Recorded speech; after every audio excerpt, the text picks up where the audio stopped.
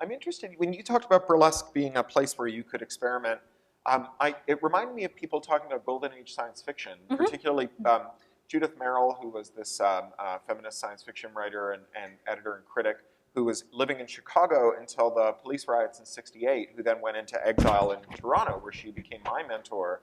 And one of the things she talks about is that you could get away with a lot of very political stuff in science fiction at a time when the politics might have been frowned upon, because nobody took science fiction seriously enough to care. Rod Serling also was a good example of this with Twilight Zone.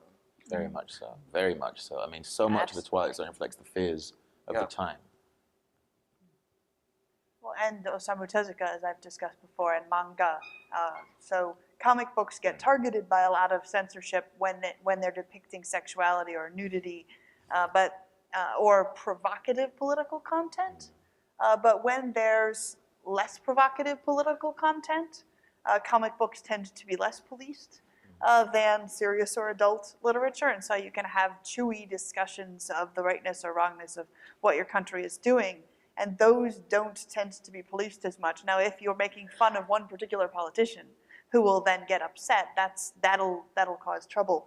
But so there are these strange ironic patches where certain kinds of expression are easier to get published in comic books and will be policed less, while others are harder to put out in comic books and will get policed more, depending on very subtle sensitivities of which kinds of things people are going to point at or look for in comics. Earlier than somewhere in the 1770s, it was illegal to print the speeches in Parliament.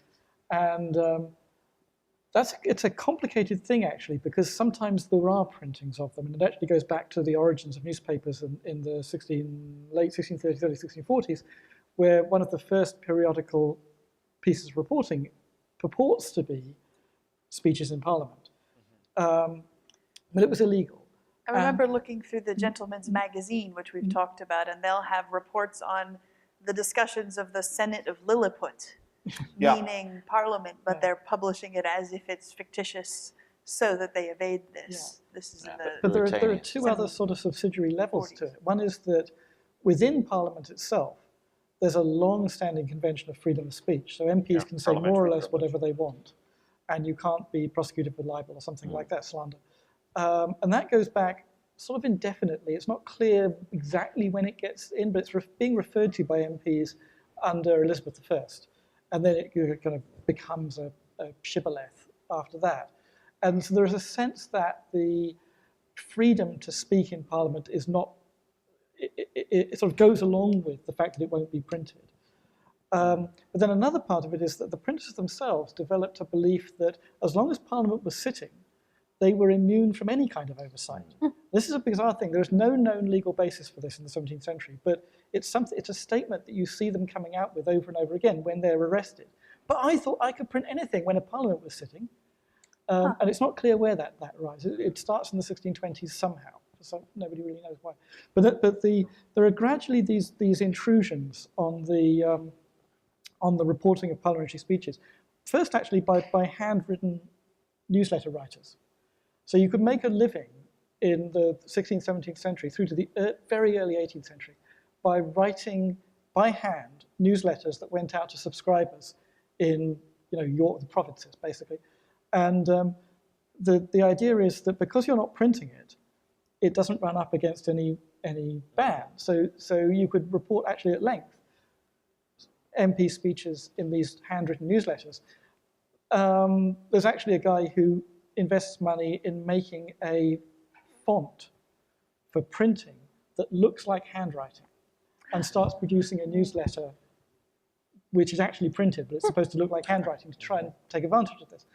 But there are these kind of gradual breaches until I think it's in the 1770s sometime when they finally give up and say, okay, you can print it, and it becomes part of things like the Times, the first version of the Times.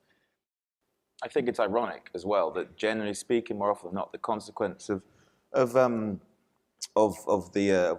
that controlled pornography is simply to push people towards VPNs and towards the dark web and to places where, even if what they're looking for is totally innocuous, they're going to be having to sort through lots of incredibly extreme pornography to get there. It's actually, the consequence is it exposes people to far darker stuff, far worse stuff. So in Australia, where there's been a series of tightening ratchets on copyright infringement, the statement has always been, we are not going to ban VPNs. Australians are very wedded to their VPNs because so much content is windowed for release in Australia last in the Anglosphere.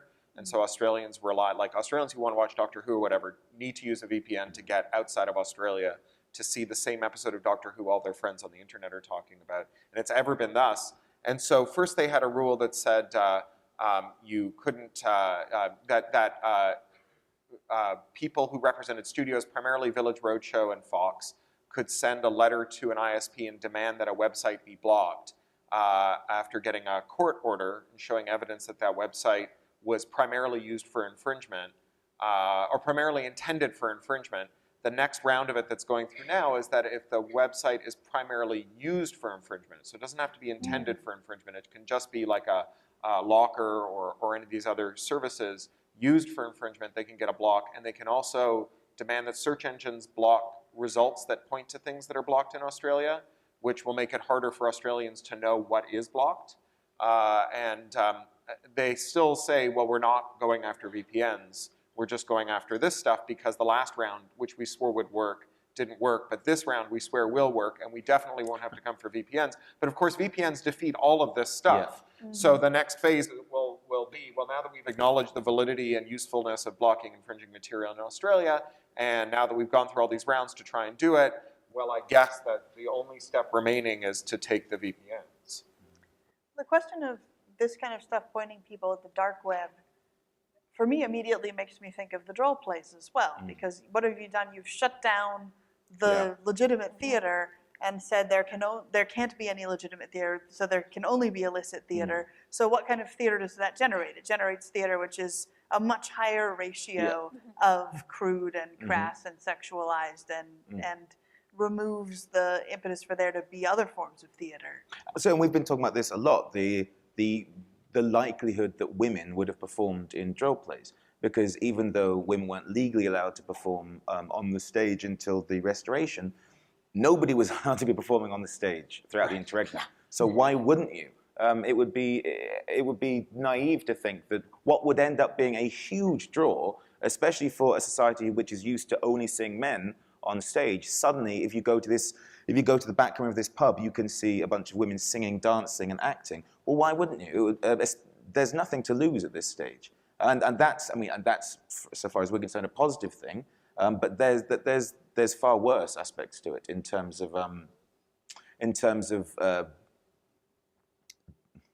dark and racist subject matter, things which perhaps it isn't a good thing, which people are accessing through theatre. But this edition of Catullus has to decide how to render the name of this general, and rendered it as Tool, T-O-O-L in all caps, to bring your attention to it more than if it had just said penis or just said tool, as if the editor is trying to undermine the very censorship that's happening by bringing your consciousness to the fact that the censorship is there even more vividly than if it weren't, which is all that these sort of substitutions often do. I think it's really important to bear in mind historically just how little laws dictate behavior in the obvious sense. And usually it's the total opposite. The more laws there are out telling people not to do things, the more it's happening, the more people are doing that. And also the constant double thing that's existed, especially throughout the Elizabethan times, between what official laws were and what standard behavior was. At times, there was almost no relation to those two things. Of course, there's some truth in this, but I think there's another side as well. I don't think, because I think we're risking saying, oh, so censorship's always ineffective and pointless. Most of the Lord Chamberlain's clashes were with foreign playwrights who had written plays that weren't intended for the British stage. Why is that? Because British playwrights knew what the rules were. If you're trying to make a living as a playwright, you are not going to waste your time writing a play that probably isn't going to be put on. When there's 1909, there's a big government inquiry into theatre censorship, and the whole number of novelists give evidence to the committee and say that we won't write for the theatre, because as soon as you get close to what it is you really want to say, you've got the censorship looking over your shoulder. Just jumping back to what you were saying about the issue of an unauthorized photograph, whatever, outing of a performer. I mean, the issue is twofold. Of course, there is the issue of it being of the environment, but also just artistically. It might sound shallow, but an unflattering photo, when it's out there, if you Google a name and that's what comes up, that really damages that character and that future performance. It's really important that the aesthetic is governed. The entire, so much of the artifice in theatrical performance, including burlesque, of course, it has to be controlled. You can draw a comparison with stand-up comedians having they can't try out new material because there is no safe space for them to experiment with that stuff. It goes on the internet immediately, and then that's kind of ruined.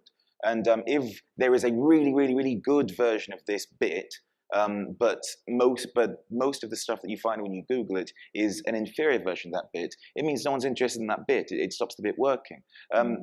You have a similar issue, I think, with the Lord Chamberlain in Britain, when you have to describe exact stage business, and it's almost impossible to do. And then the minute you try and do that, it takes it out of so much context. The more you try to describe it, the more you try to accurately express something, the less representative it is, because performance is not defined by what is literally happening. Performance is defined by the experience of the audience. And the way that you remember it, it doesn't matter whether you misremember it or not. It doesn't matter whether they were wearing a blue t-shirt. If you remember a red t-shirt, then that is the performance. The performance was a red t-shirt. The performance is what you remember. It is defined by the impact it has on the audience, not by the literal presence of the performers and the literal objective actions they were doing. There is no objective version of performance in that sense. There is only subjective versions, an infinity of subjective versions. So